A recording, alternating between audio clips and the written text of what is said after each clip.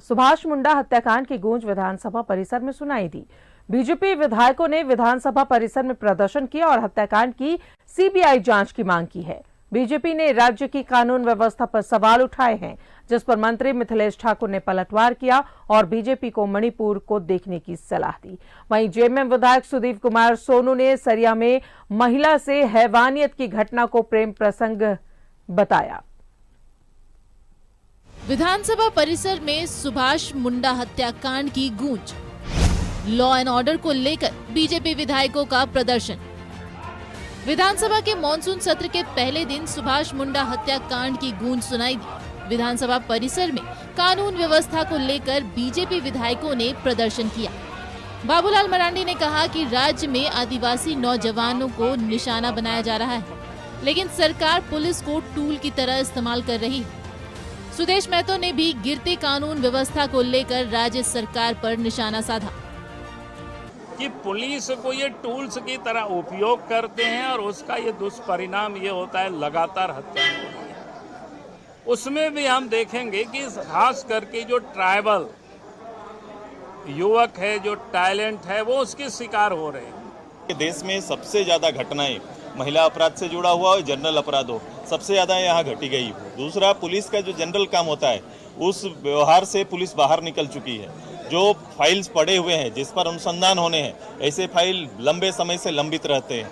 गृह मंत्रालय अपना काम, गृह मंत्रालय के अंदर में बहुत सारे काम होते हैं, ये सारे काम अभी लंबित हैं और सरकारी पदाधिकारी और केवल बड़े वरीय पदाधिकारियों का तबादला और उन्हें भयादो स्थिति करते हुए राज्य के संसाधन को लूटने का नेतृत्व करने का केवल जवाबदेही दिया गया है। सुभाष मुंडा हत्याकांड पर लोगों में आक्रोश है। दूसरी ओर राज्य के मंत्री सुभाष मुंडा की हत्या की निंदा तो कर रहे हैं, लेकिन कानून व्यवस्था खराब होने से इनकार भी नहीं कर रहे।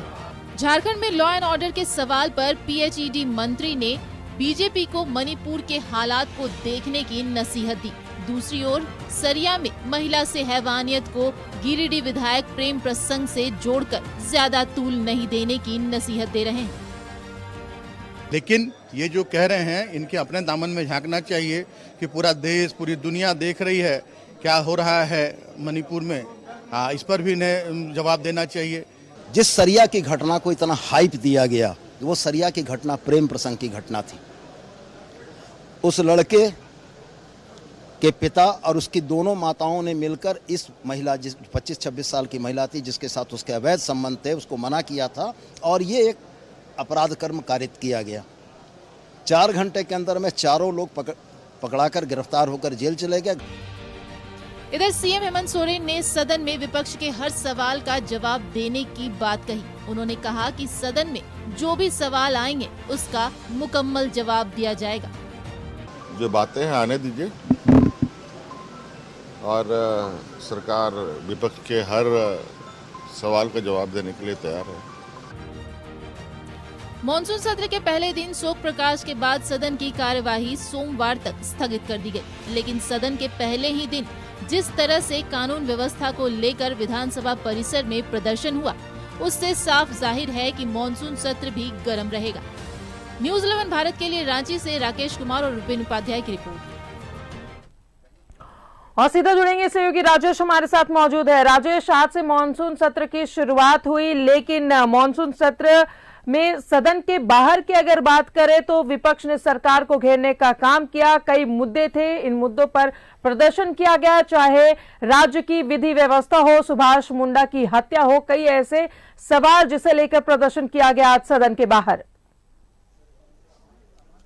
देखिए, सामान्य रूप से जब सत्र शुरू होता है तो पहले दिन इस तरह के प्रदर्शन नहीं होते हैं। यह माना जाता है कि सिर्फ औपचारिकताएं हैं, कुछ विधायी कार्यों के प्रक्रिया की जाती है, उसके बाद शोक प्रकाश के बाद सदन की कार्यवाही अगले कार्य दिवस के लिए स्थगित हो जाती है। तो लेकिन पिछले कुछ सत्र से देखा जा रहा है कि पहले दिन भी विपक्ष जो है प्रदर्शन कर रहा है। सामान्यतः ऐसा पहले नहीं हुआ करता था, लेकिन बीजेपी के लोगों का कहना है कि चूंकि सत्र इतना छोटा है और मुद्दे इतने बड़े हैं कि रहा नहीं जा रहा है और सरकार के को जगाने के लिए, सरकार को काम करने के लिए और उन्हें आईना दिखाने के लिए ये प्रदर्शन करना पड़ता है। तो आज सदन की कार्रवाई जैसे शुरू हुई उससे पहले विधानसभा के बाहर यानी सदन के बाहर प्रदर्शन हुआ और जो आपने विषय बताए जैसे सुभाष मुंडा की हत्या हुई, भ्रष्टाचार, ऐसे बलात्कार, दुष्कर्म जैसी कई घटनाएं जो आपराधिक घटनाएं हुई है, उन सभी चीज़ों को लेकर, विषयों को लेकर प्रदर्शन किया गया, विपक्ष ने किया। और ऐसा लग रहा है कि विपक्ष इन विषयों को लेकर आगे भी सदन में करेगा, प्रदर्शन करेगा, सदन के अंदर, सदन के बाहर, क्योंकि विषय बहुत सारे हैं। पिछले बजट सत्र से लेकर अभी तक में बहुत सारी ऐसी घटनाएं हुई हैं जिसको मुद्दा विपक्ष बना सकता है। और कल विधायक दल की बैठक में भी ये विषय आया था कि नियोजन नीति जो सरकार नियुक्ति तो करने जा रही है, 26,001 शिक्षकों की नियुक्ति करने जा रही है, लेकिन नियोजन नीति क्या है, स्थानीय नीति कहाँ है? तो इस पर सत्ता पक्ष का भी अपना जवाब है, तर्क है कि उसने सारे काम किए, लेकिन कहीं न कहीं परोक्ष रूप से बीजेपी षड्यंत्र करके इन्हें खारिज करवा देती है और ये लागू नहीं हो पाया अभी तक। लेकिन नियुक्ति की प्रक्रिया चल रही है, जो 60-40 का एक फॉर्मूला है, उसके तहत ये नियुक्तियाँ हो रही है, आगे बढ़ रही, प्रक्रिया चल रही है। मुख्यमंत्री ने कहा है कि विपक्ष के सभी सवालों का जवाब दिया जाएगा। अब देखना होगा, चूंकि विपक्ष की यह शिकायत रही है कि मुख्यमंत्री या सरकार की ओर से जवाब नहीं मिलता है और संबंधित विभागों से जो जुड़े सवाल होते हैं उसका भी मुकम्मल जवाब नहीं मिल पाता। कई बार तो आधे अधूरे सवाल के जवाब मिलते हैं। सरयू राय ने भी ये कुछ दिन पहले कहा था और पहले भी कहा था कि विभाग के द्वारा जो उनके सवालों का जवाब दिया जाता है वो मुकम्मल नहीं होता, यानी पूरा नहीं होता, आधे अधूरे रहते हैं। इस पर सदन की ओर से कहा भी गया था कि इस तरह की घटना या इस तरह की बात आगे से नहीं होनी चाहिए, लेकिन सामान्यतः देखा जाता है कुछ न कुछ विभागों की लापरवाही की वजह से ऐसा हो जाता है। तब देखना है कि जो सदन के सत्र का जो शेष दिन है उसमें क्या विपक्ष का रुख होता है, लेकिन इतना तय है कि सरकार तो अपना काम करवा ही लेती है। प्रथम अनुपूरक बजट भी पारित हो जाएगा। कई विधेयक हैं जो पिछले बार पारित किए गए थे लेकिन राजभवन द्वारा कई कारणों से लौटा दिए गए, उन्हें भी पारित करवाया जाएगा। इस बार यह कहा जा रहा है कि जो ट्रांसलेशन है उसमें सिर्फ हिंदी का ही उपयोग होगा, हिंदी भाषा का ही उपयोग करके विधेयक के जो प्रस्ताव हैं वो मसौदा है वो तैयार किया जाएगा, ताकि कहीं कोई डिफरेंसेस अंग्रेजी और हिंदी में ना हो।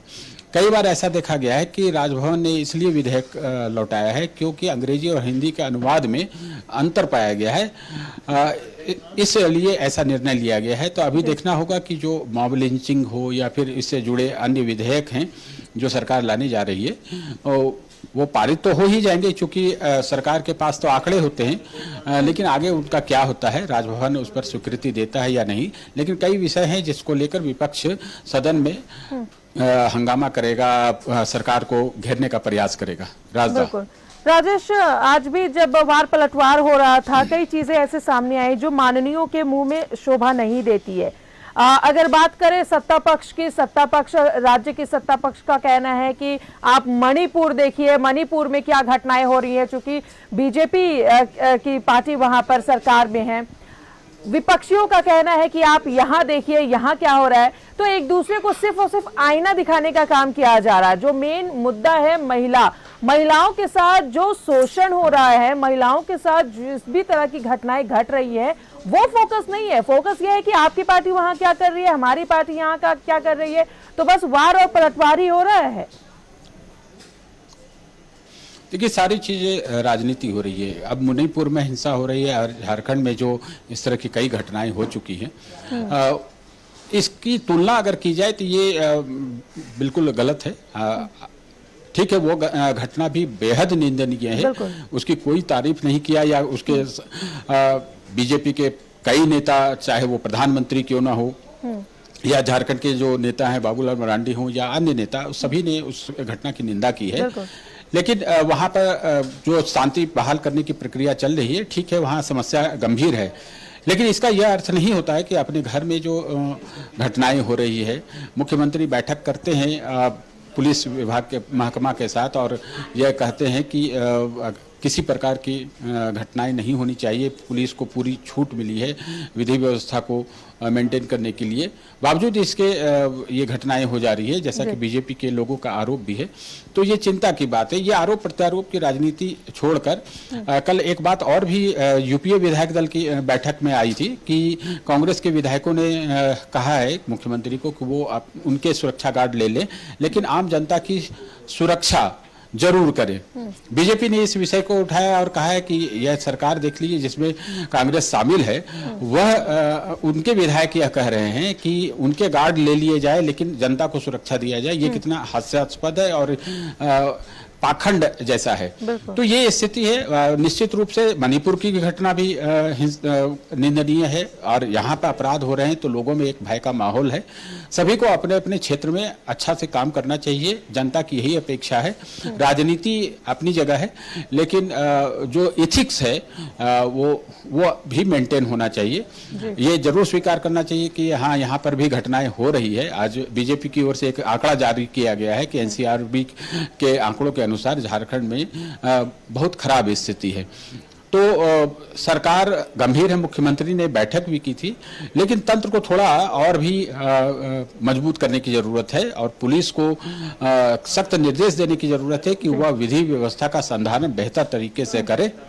ये होना चाहिए। राजदा, इस बार के सदन की अगर बात करें राजेश, जाहिर तौर पर कई ऐसे मुद्दे हैं विपक्षियों के पास जो सदन में उठाएगी विपक्ष, और जाहिर तौर पर सरकार भी उसके लिए तैयार है कि हर एक सवाल का जवाब दिया जाएगा। लेकिन सदन की जो कार्यवाही है वो चलती है, अब सोमवार तक के लिए स्थगित है। सोमवार को जब दोबारा सदन की कार्यवाही शुरू होगी तो जाहिर तौर पर कई मुद्दे भी उठेंगे और ऐसी उम्मीद जो जताई जा रही है कि मॉनसून सत्र हंगामेदार होंगे और एक बार फिर से हंगामे के बीच कई बिल भी पास होंगे, कई चीजें होंगी, लेकिन जो जनहित के मुद्दे रहते हैं उम्मीद है कि वो भी हो, वो हंगामे की भेंट ना चढ़े।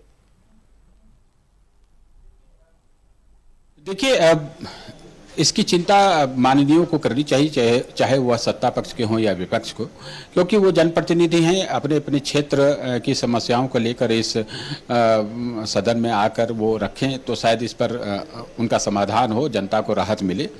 लेकिन सामान्यतः यह देखा जाता है कि कई ऐसे महत्वपूर्ण विषय हो जाते हैं, राज्य स्तरीय विषय हो जाते हैं, जिस पर विपक्ष का ये एक तरह से धर्म बन जाता है कि वह उसे उठाए, क्योंकि अगर अपराध कहीं बढ़ा है तो वो राजधानी रांची में ही नहीं पूरे प्रदेश में इसका रिफ्लेक्शन होता है, लोगों पर असर पड़ता है। तो यह विषय उठाना कोई गलत नहीं है, लेकिन काम भी हो जाता है। और देखिए, सरकार तो अपना काम करा ही लेती है, सदन की स्वीकृति वो ले ही लेती है। जैसे आप देखिए, विधेयक जो पारित करवाना है उसके पास आंकड़े हैं, सदन में आएगा, ध्वनि मत से पारित हो जाएगा। संभव है कोई विपक्ष की तरफ से संशोधन का प्रस्ताव आए, संशोधन को शायद उसको शामिल कर लिया जाए कि हाँ चलिए ऐसे कोई विधेयक जो है प्रवर समिति में रेफर कर दिया जाए। ये सारी चीजें होती रहती है। सरकार अपना काम करा ही लेती है, चाहे विपक्ष कितना भी हंगामा करे, बायकॉट कर दे, लेकिन उसका काम रुकता नहीं है। लेकिन विपक्ष के सदस्यों का भी ये दायित्व है कि वो जनता के विषयों को सदन में आने दे, और क्योंकि उन्हें फिर क्षेत्र में ही जाना है, अब चुनाव के समय नजदीक आ रहे हैं, तो इसकी चिंता सभी को है, सभी सत्ता विधायक हैं उनको ये चिंता है। इसलिए यह काम होगा। मुझे लगता है कि प्रश्नकाल वगैरह चलेंगे, इस बीच हल्ला हंगामा भी होगा और विपक्ष सरकार को घेरने का प्रयास करेगा, सरकार भी उसका जवाब देने का प्रयास करेगी। तो ये सारे दृश्य देखने को मिलेंगे। जी, चलिए, बहुत बहुत शुक्रिया, बहुत बहुत शुक्रिया आपका राजेश तमाम जानकारियों के लिए। तो आज से मॉनसून सत्र की शुरुआत हुई। सदन के पहले दिन बीजेपी ने सरकार पर हमला बोला। सीएम ने कहा है कि विपक्ष के हर सवाल का जवाब देगी सरकार।